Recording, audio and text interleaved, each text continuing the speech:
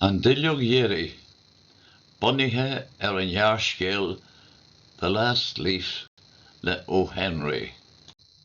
Siar tamil bag ó Cheannog Washington, tá ceantar a dogtar láthir na Halíne.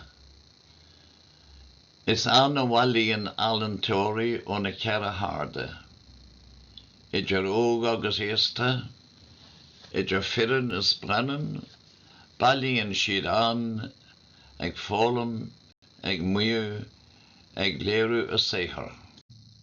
An tríú urlár, de áras a bhí muirge lád an saoil, Honey Joanna.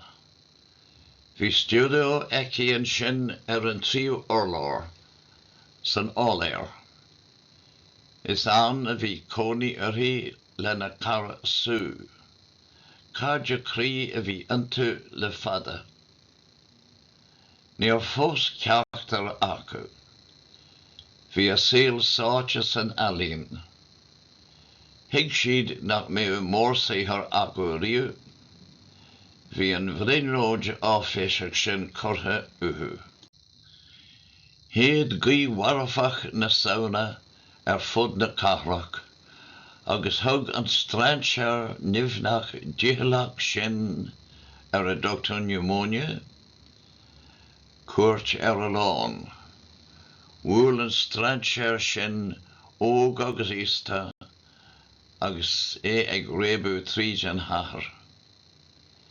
Bhí sé cruúálach gan trócaire. Thug an strainsear cuairt an áléir ina Honey an bheirt, agus leag sé sú go tabann. Lí sú ina leaba íorann, fan agus lag, ag féchant amach pánaí na fuinóige bhríchi an tí bhéal dorais, áit a crán aráistí gan torú, agus na duilleoga ag teitsim sa gaí. Thug an doctor cuairt an áléir, ní raibh sé rógáchasach. Dearhin nach bhfuil ach seans amháin as a dé ag súbocht seisin le Joanna. Is trua liom a rá go bhfuil sí sacrathe ina hinsean féin nach jockey biseach uirthi. Dávid há sim a bhuascailt inse rud éigean, b'éidir go mbeadh seans aici. Tá míon crí aici dul go dtí an róibh lá éigean féachant híthar na mór alíonn Tory sa Joanna. Well, déan hí mé mo dhíthil, ach neadar an leor é. Nuair a bhí an doctor imithe, thuí Joanna isteach I seomra sú. Bhí sú ina lí, agus súil aici amach an inneog an chrann aráiste. A dé, a naoi, a hocht, a dúirt sí agus í ag córa. Cad a bhí le córa a íor Joanna lihí féin. Ní raibh an ach fallaí an tí, broscar sa chlós, agus seanrán sa húine. Cad atá ort a bhilis siise le sú. A seacht sa sú, tá siad ag titim níos gasta anois. Trí lá ó hin, bhí suas le céad duilleog an. Sin ceann eile, níl fágtha ach a sé. Nuair a heitin an ceann Jerry, bé orm dul. Níl an sin ach seafáid. Cur uit na smuointe amaideachas sin. Tá bogla anrathe ré agam deit. Tógan is sé, agus curthaí sin teocht agus spirid anat. Níor mhac sú leis an anra, ach í ag córa duilleog eile ag teitsim. Ní fada anois, a thugar sí lé féin, dúir hí mé mo thuaile feadh tamil. Ach cur an úl dom, nuair a hetsin duilleog a héin. Tá mé teirseach gin éhu, tréachta gin a smuointse. Behear gur hitse colú ar sú. Hui Joanna siastaire go siomra béarnban. Pintéir a hónaí ina éonar. Duine an féin a ba é, agus ba vinnic é crosta agus cantalach. Bhí sé ins na seascaidí. Cruméil Michelangelo a bhí ag casú agus ag lúbú ó aghaidh go gúlin. Bhí sé cinnte dé ina óige go méo rá leis an alíonn ach hep go hanis Bhí sé tugad an vodka agus leor sé gan stad an mhórthaíor a bhéadh aige Sarawad. Bhí an canmhas bán céanna hachas sa húine ó tháinig Joanna gach uair a bhí sé an.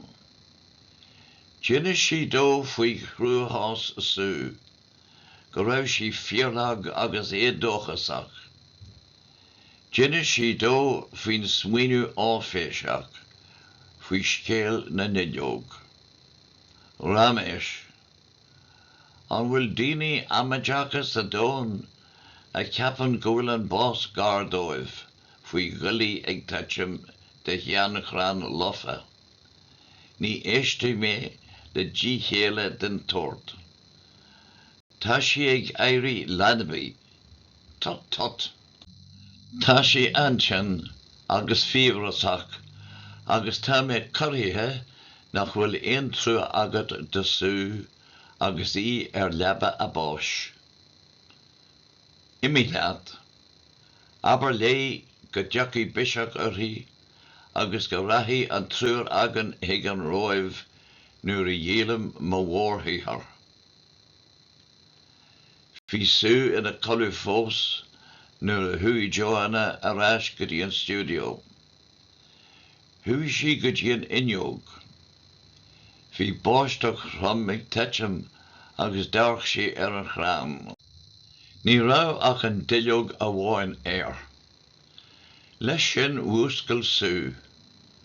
Taispáin dom, lig dom fechant amach.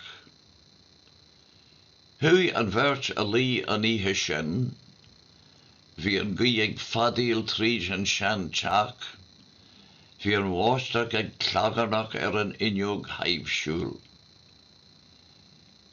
Déirí an bhirt le bracú an lé an mhaidin dar gceann.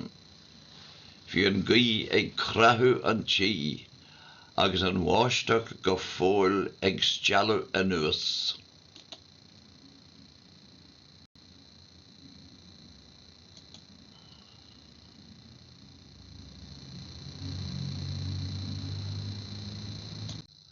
Ach bhí an duilleog ar an chrám. An duilleog a bháin ar thursú a dóchas am. Nach cean dána an duine mé amachchas amach. Dan an duilleog dhéirí sin ar an chrán ag cruthú thó maliseach is a táim. Ba facha dom mé lóirt faoin bhás. Tóir an anra thugam inis agus glunne bainne. Béidir go nóilhí mé duine fianna freisin, braham feabhas I mo chráha. Tuigim go deachaí mé thugam féin gan bhfuil, agus go bheici mé an roimh lá éigean. Tháinig an doctor sa tróna, bhí áthas a eicáil go raibh feabhas thó mór sin ar sú. Gach seansán go mé léhí ar seisin le Joanna. Caithfí mé dul siastaire inis, féchant ar cheannair dar a bad an béarman, pneumonia tá Is seannair lag anis agus táim ag corthaigh an ospidéal ach ní warí sé. Déag béarman an lá sin.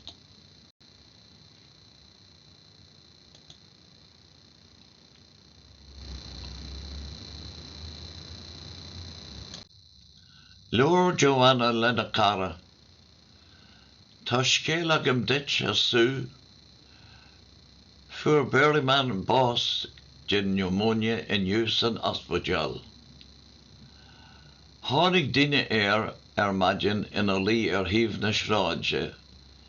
Bhí a bhróga agus a headéadí floch báte. Fuarthas lochran ag bonnachrin a ráiste agus dréimere lena hais. Bhí scúbanna agus paint ina lí an aice leis. Paint uine agus brí. Fech amachchan inneog a stór. Fech an chrán. Nach raibh ina ort nar hit an Duilleog Dheiridh. Hólín Berryman a mhórthaíthar. Féinteáil sé an Duilleog sin an chrán.